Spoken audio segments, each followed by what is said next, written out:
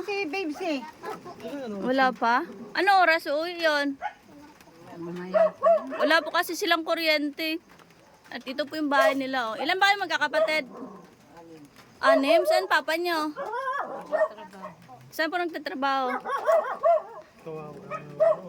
Ilan naman ayo? Masakit ba? Ano nararamdaman mo? Maraming gustong tumulong sa'yo. Wala, saan ba?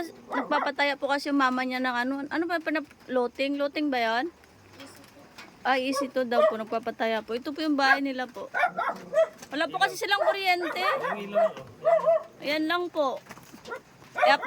Na-update ko po kayo. Ito po yung sitwasyon po ng bahay nila. Wala pong kuryente. Madilim po. Ayan. Kaya po wala po silang kakayanan mapapagamot po yung bata po. Ayan po siya. Oh. Ito po yung mga kapatid. Oh. Namin kasi gusto tumulong.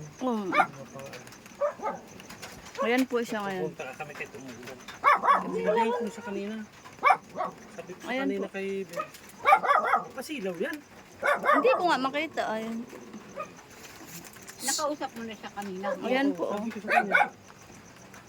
Huwag mo takpan yung ano mo yung sugat ko sa payan. Sabi ko Ano ba sakit mo?